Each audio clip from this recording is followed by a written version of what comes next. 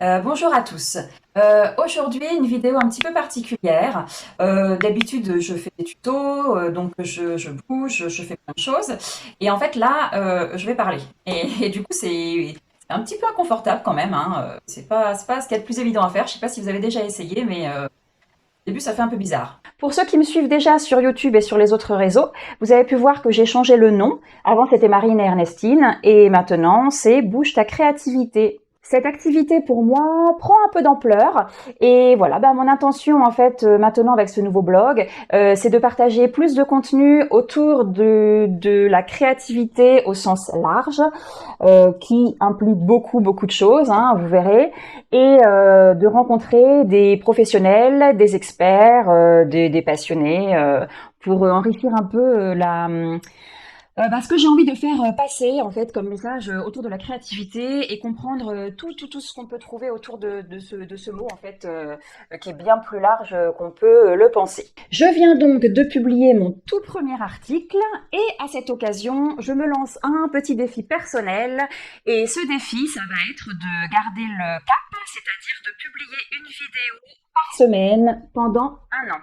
Et ça, c'est un minimum. Donc, je ne sais pas si je vais y arriver, mais pourquoi pas. N'hésitez pas à me soutenir, à m'encourager dans ce défi, de mettre des likes, des partages, des commentaires, si, bien sûr, ça vous intéresse, hein. Mais avant ce tout premier défi, un premier défi, et pas des moindres, s'impose. Je dois me présenter. Oui, il paraît qu'il faut se présenter.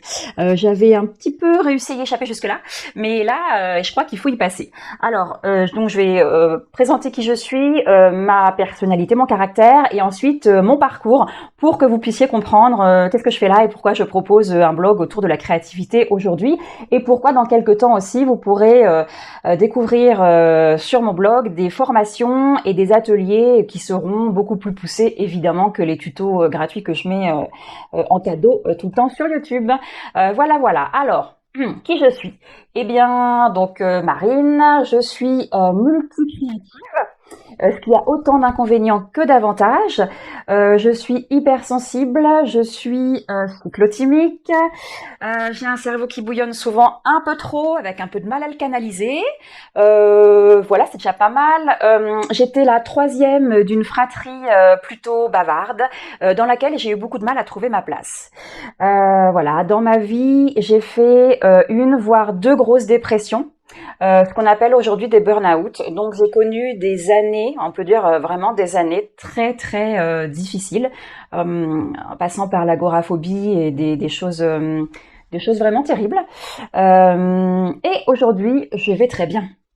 Voilà. Et en fait, je parle de ça parce que les dépressions, elles m'ont été utiles. Elles m'ont permis de découvrir une force que j'avais au fond de moi, un trésor, et qui est certainement en chacun d'entre nous en fait, mais qui n'a pas forcément l'occasion de ressortir. Et là, en touchant le fond, on rebondit, et du coup, on rebondit autrement, différemment. Et donc, je suis renée un petit peu en quelque sorte, et tout ça aussi grâce à la créativité. Je me suis très longtemps demandé pourquoi j'aimais autant l'art, pourquoi j'aimais autant la créa, pourquoi je bricolais tout le temps, pourquoi je transformais tout le temps plein de choses, je relookais tout ce qui me passait par les mains. Et souvent je me disais mais Marine, ça sert à rien ce que tu fais, pourquoi tu fais tout ça quoi, tu perds ton temps, fais autre chose. Voilà, sauf qu'en fait cet élan envers tout ce qui est créatif, il était bien plus fort que moi et du coup j'avais besoin de ça, besoin de peindre et de dessiner depuis longtemps. Et en fait, je savais pas pourquoi, mais finalement, c'était assez évident. Le fait de créer me permettait de me créer, de me recréer, c'est-à-dire de me réinventer en fait et de pouvoir enfin vivre ma vie à moi, hein, être vraiment moi-même et pas moi avec plein de problèmes et du coup plein de masques et plein de difficultés. J'ai réussi à casser beaucoup de choses, donc beaucoup en créant. Et en fait, c'est tout un cheminement intérieur qui s'est fait. Et ce cheminement d'évolution intérieure, pour moi, c'est un peu un isomorphisme du processus créatif. Euh, on part d'un objet cassé, pas beau, ou de quelque chose d'inexistant, une toile blanche, et là, on va commencer à y réfléchir, à dessiner, à créer, à intervenir en fait sur cette toile blanche ou sur cet objet pour arriver à quelque chose, donc pour créer, pour construire, pour se construire. Voilà.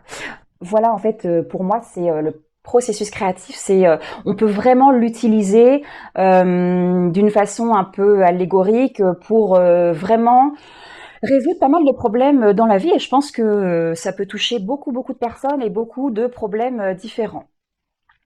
Mon parcours, alors tout d'abord, j'ai eu un bac littéraire avec option art plastique. Je faisais à cette époque-là déjà des cours de dessin dans un musée. Ensuite, j'ai fait les beaux-arts. Il n'y avait pas d'autre alternative pour moi. C'était une évidence, c'était les beaux-arts. Pendant 5 ans, donc à la clé de ça, il y a eu 2 diplômes, diplôme national d'art et technique et diplôme national supérieur d'expression plastique en option design produit. Ensuite, j'ai fait plein de choses. J'ai été designer produit, j'ai monté une entreprise pour commercialiser mes objets. J'ai été graphiste, j'ai été intervenante dans des écoles d'art, j'ai été responsable d'un atelier de déco, j'ai été responsable produit, j'ai fait des interventions dans un IME aussi, Institut médico-éducatif. Et là, je vois un lien vraiment avec l'art-thérapie que j'adore utiliser dans mes techniques. J'ai animé beaucoup d'ateliers, des ateliers de création, et j'adore ça. Pendant des années, j'ai accompagné plein de gens à réaliser des choses. Ce parcours professionnel a été pour moi complété par un parcours personnel que j'ai essayé d'enrichir tout le temps grâce au développement personnel.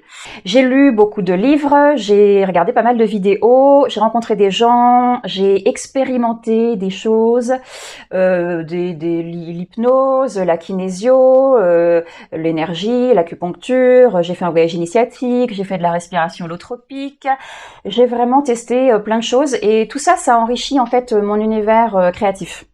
Et ça a confirmé petit à petit que pour moi, le côté créa et le côté développement perso étaient très liés et je dois pas être la seule dans ce cas-là et même les personnes qui ne sont pas créatifs, je pense, ont besoin de créativité, surtout aujourd'hui dans un monde où tout va très vite. Il faut s'adapter, il faut se réinventer, il faut trouver des solutions inédites à des problèmes.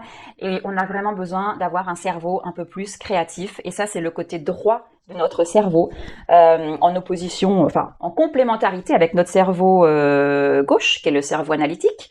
Et du coup, c'est important de le muscler, de le travailler, ce cerveau. Et donc, c'est tout ça que j'ai envie de partager aujourd'hui à travers mon blog Bouge ta créativité.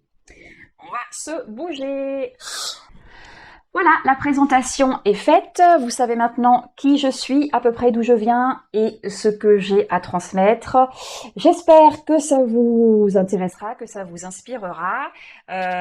N'hésitez pas à me parler en commentaire, en m'envoyant des messages sur ce que vous aimeriez y trouver, ce que vous aimeriez apprendre, ou me partager n'importe quoi que vous estimez intéressant de me partager. Moi, je suis toujours ouverte et super contente de lire les commentaires et les messages qu'on m'envoie. Eh bien, donc c'est parti pour une vidéo par semaine au minimum. Donc vous allez me revoir très bientôt. Et étant cyclotimique, la régularité, c'est pas trop mon fort. Et donc c'est un vrai défi que je me lance et que j'ai bien l'intention de réussir. Eh bien, à très vite. Salut.